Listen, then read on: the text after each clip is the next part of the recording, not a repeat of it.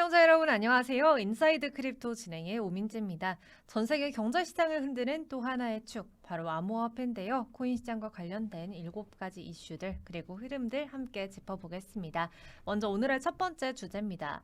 이 첫 번째 주제로는 26년도 코인판이 이 투기가 끝나고 기관 시대가 개막이 됐다라는 주제로 들고 왔습니다.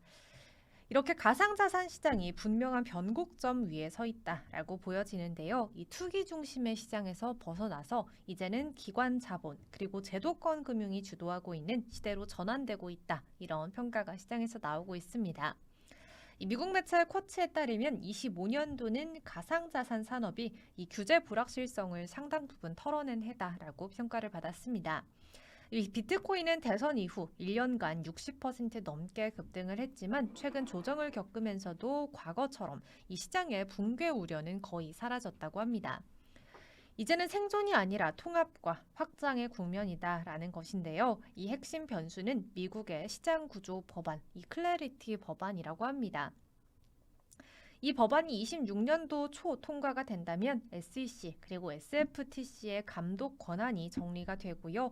이 월가 대형 금융사들이 가상자산에 대규모 자금을 투입할 수 있는 길이 열리게 됩니다. 여기에 스테이블 코인도 빠르게 커지고 있습니다.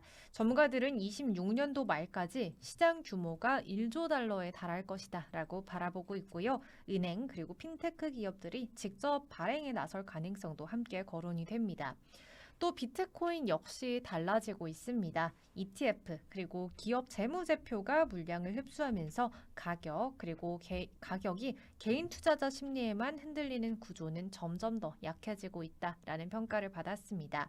이렇게 전문가들은 26년도를 투기의 시대가 끝나고 이 기관의 시대가 본격적으로 시작되는 해다 이렇게 바라보고 있습니다. 26년도 어떻게 나아갈지 저희와 함께 지켜보시기 바랍니다. 네, 이렇게 첫 번째 주제 다뤄봤습니다. 다음 주제는 이 비트코인 최대 보유 기업 스트래티지 이야기 함께 해보도록 하겠습니다. 이 비트코인을 가장 많이 보유하고 있는 기업이죠. 이 스트래티지를 둘러싼 이 시장의 시선이 빠르게 바뀌고 있다고 합니다.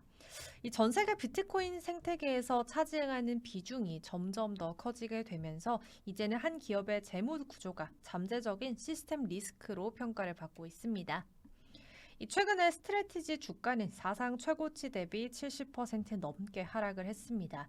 이 순자산 가치 대비 주가도 한 1배 아래로 떨어지게 되었고요. 이 투자자들은 구조가 단순한 비트코인 ETF로 이동하는 흐름을 보이고 있다고 합니다. 이 MSCI 지수 편출 가능성까지 함께 거론이 되면서 이 스트래티지의 추가 매도 압력 우려가 커지게 되었습니다. 이 스트래티지의 구조적 취약성은 비트코인 집중 베팅에 있습니다. 이 보유량은 67만 개를 넘고요. 전체 유통량의 3% 정도를 차지를 하게 됩니다. 이 기업 가치 대부분이 비트코인 가격에 연동이 되어 있기 때문에 가격 변동성이 주가에 그대로 증폭이 됩니다.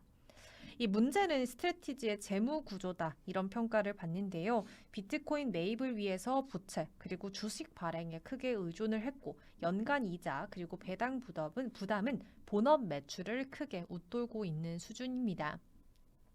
이 회사는 비트코인을 팔지 않겠다라고 밝혀왔지만 이 자본 조달이 계속 가능하다라는 전제 아래서만 이게 성립이 됩니다.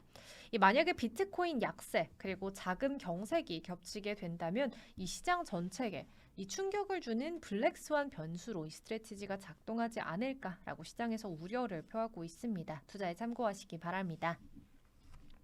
네, 이렇게 스트래티지 이야기, 비트코인 이야기 해봤습니다. 다음 주제로는 이 벤자민 코엔의 발언 들고 왔습니다. 이 비트코인이 그리고 주요 증시 상승 흐름에서 홀로 소외되면서 26년도까지는 이 강세 기대를 접어야 하지 않을까라는 경고가 시장에서 나왔다고 합니다. 암호화폐 분석가 벤자민 코엔은 비트코인이 주식이나 금과 달리 이 실제 유동성 공급에 극도로 민감한 자산이다 이렇게 평가를 했습니다. 이 완화 기대만으로 오르는 전통 자산과 달리 비트코인은 실제로 이 시장에 풀리는 실제 돈이 없다면 움직이지 않는다 이렇게 평가를 했습니다. 이 코에는 현재 흐름이 가격 상승이 장기간 억제됐던 2019년도와 매우 닮아 있다 이렇게 진단을 한 건데요. 특히 과거 고점과 달리 지금 시장에는 열광 대신 이 무관심이나 냉소가 오히려 시장에 자리 잡고 있다라고 평가를 했습니다. 이 4년 반감기 사이클에 대해서도 회의적인 시각을 내놨습니다. 비트코인 고유의 주기보다 노동시장 둔화 그리고 긴축적 금융환경 같은 거시 사이클의 영향이 여전히 크다라는 점입니다.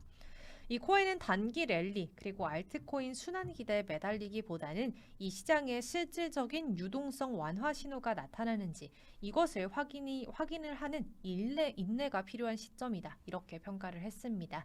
앞으로 어떻게 나아갈지 저희와 함께 지켜보시면 좋겠고요. 다음 주제로 넘어가 보겠습니다. 네 번째 주제로는 이더리움 이야기 들고 왔습니다. 이더리움이 2,796달러 핵심 지지선을 두고서 이 고래들과 시장의 긴장감이 극도로 높아지고 있다. 이런 이슈가 있어서 들고 왔습니다. 이 암호화폐 전문 매체 AMB 크립토에 따르면 이더리움 고래들은 장기 보유자의 이 실현 가격선인 2,796달러를 사실상 마지막 방어선으로 보고 있다라고 합니다. 그러면서 집중적인 매집에 나섰다라고 보여지는데요. 실제로 이더리움 가격은 이 구간에서 세 차례 반등에 성공을 했고요. 고래들의 방어 의지를 확인시켜주기도 했습니다. 지난 11월 이후 고래들은 약 480만 이더리움 전체 유통량의 4% 달하는 물량을 추가로 확보를 했습니다. 하지만 이 변수는 레버리지라고 합니다. 이 이더리움의 추정 레버리지 비율은 6개월 만에 최고 수준인 2.96까지 치솟은 상황입니다. 이 담보 1달러당 약 3달러의 차입이 쌓여 있다라는 뜻인데요. 이 뚜렷한 상승 촉매 없이 레버리지만 쌓인 상황에서 만약에 이 지지선이 무너지게 된다면 이후 연쇄 청산 위험도 함께 커질 수 있다고 합니다. 결국에 2,790달러는 이더리움이 다시 한번 이 지지선으로 평가를 받고 있는데 아니면 디레버리징 공포에 빠를지를 가를 이 결정적인 분기점이다 이렇게 평가를 받고 있습니다. 앞으로 이더리움의 방향성도 저희와 함께 지켜보시면 좋겠습니다. 네, 다음 주제로 넘어가 보겠습니다. 다음 주제로는 XRP 이야기 들고 왔는데요. 이 시장이 XRP에 대한 기대는 여전하지만 이 가격 흐름은 여전히 박스권에 머물러 있다라고 합니다. 암호화폐 전문 매체인 코인텔레그래프에 따르면 이 난센의 제이크 캐니스 이 수석 애널리스트는 본격적인 위험자산 회복 국면은 26년도 하반기에 더 가까워 보인다라고 평가를 했고요. 당분간 알트코인 전반에 대해서 보수적인 시각을 유지하고 있다 이렇게 밝혔습니다. 이 캐니스는 XRP의 중장기 상승 요인으로 현물 ETF 승인 확대 가능성, 그리고 글로벌 결제 네트워크 통합, 마지막으로 유동성, 그리고 브릿지 자산으로서의 활용을 꼽았습니다. 다만 이런 촉매들이 실제로 가시화되기 전까지는 강한 추세 전환을 기대하기 어렵다라고 선을 그었는데요. 이 실제 가격 흐름도 부담스러운 상황입니다. XRP는 올해 25년도에 이 14% 정도 하락을 했고요. 이 한 달 기준으로 봤을 때는 17% 넘게 조정을 받았습니다.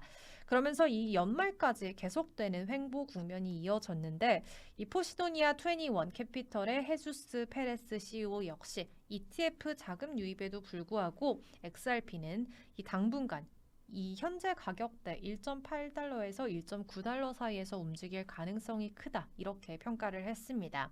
그러면서 이 상승의 핵심은 기술보다는 서사의 지속성 그리고 시장의 심리에 달려 있다라고 진단을 한 건데요. 이렇게 ETF 자금은 계속 들어오고 있는 상황이지만 XRP의 가격은 움직이지 않고 있습니다. 그러면서 XRP의 강세 전환은 이 추가적인 촉매가 확인된 이후로 미뤄지고 있다 이런 평가를 받습니다. 투자에 참고하시기 바랍니다. 네, 이렇게 XRP 이야기 해봤고요. 6번째 주제도 XRP에 관련된 이야기 풀어보도록 하겠습니다.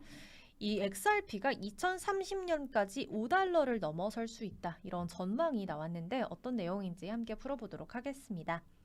이 투자 전문 매체 더모틀 리플은 XRP가 규제 리스크 해소 이후 이 제도권 금융에 본격적으로 편입이 되면은 이 향후 5년간 2배에서 3배 이상 성장할 잠재력을 갖췄다. 이렇게 분석을 했습니다. 이 첫 번째 동력은 먼저 국경 간 송금 시장입니다. XRP는 브릿지 통화로 만약에 활용이 된다면 기존 스위프트 시스템보다 빠르고 또 저렴한 결제가 가능하다라는 건데요. 그러면서 금융권 채택의 확대가 기대가 됩니다. 두 번째로는 리플의 미국은행 인가 추진입니다. 디지털 은행으로 리플이 전환을 할 경우 제도권 금융기관의 XRP 활용도는 더욱더 크게 높아질 수 있습니다. 이 세 번째로는 기술 진화인데요. XRP 레저는 최근 이더리움 호환 사이드 체인을 도입을 했고요. 이 D앱 생태계 확장에 나섰습니다. 이 마지막으로는 거시 환경인데요. 이 연준의 금리 인하 국면이 만약에 이어지게 된다면 성장 자산으로서의 자금 이동이 XRP에 유리하게 작동할 수 있다라는 겁니다. 하지만 이 희소성이나 개발자 생태계 그리고 스테이블 코인과의 경쟁은 여전히 넘어야 할 과제로 남아 있습니다. 이 결국에 XRP의 2030년도 가치는 기대가 아닌 이 실행력이 어떻게 증명하는지에 달려 있다. 이런 평가가 나오고 있는데요. 앞으로 어떻게 나아갈지 저희와 함께 지켜보시면 좋겠습니다. 네, 이렇게 XRP 이야기까지 해봤고요. 마지막 주제로는 이 호스킨슨의 발언 들고 왔습니다. 이 카르다노가 프라이버시를 앞세운 4세대 블록체인 전략으로 이 탈중앙화 금융 주도권 탈환을 선언을 했는데요. 이 카르다노의 설립자죠. 찰스 호스킨스는 최근 인터뷰에서 프라이버시 중심 사이드 체인 이 미드나이트를 핵심 축으로 제시를 했습니다. 그는 이 미드나이트를 웹3 그리고 기존 산업을 연결할 수 있는 이 다리 역할의 인프라다 이렇게 설명을 한 건데요. 이 미드나이트의 특징은 무조건적인 익명성이 아니라 선택적 프라이버시라고 합니다. 이 사용자가 규제 당국이나 기업에 이 필요한 정보만 공개할 수 있도록 설계가 되어 있고요. 의료나 공급망 그리고 기업 데이터 관리처럼 실제 산업 활용에 초점을 맞췄습니다. 이 호스킨스는 카르다노 생태계가 지금보다 최소 10배 이상 성장을 해야 한다라고 발언을 했고요. 미드나이트와 결합한 하이브리드 D앱이 이 확장의 열쇠가 될 것이다. 이렇게 평가를 했습니다. 그리고 비트코인, XRP 사용자 유입을 26년도 강세장의 핵심 전략으로도 꼽기도 했다라고 보여집니다. 또 기술적으로는 이더리움 그리고 솔라나 검증자도 참여하는 미노타우르 합의 구조를 도입을 했고요. 이 비용 예측이 가능한 이중 토큰 구조도 채택을 했습니다.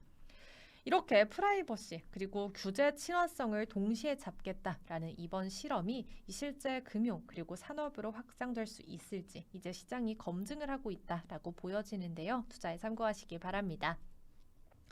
네, 이렇게 오늘도 마지막 주제까지 암호화폐와 관련된 7가지 이슈들 그리고 흐름들 함께 짚어봤습니다. 제가 오늘 준비한 내용은 여기까지고요. 저는 다음 시간에 또 찾아뵙도록 하겠습니다. 지금까지 인사이드 크립토 진행을 맡은 아나운서 오민재입니다. 시청해주셔서 고맙습니다.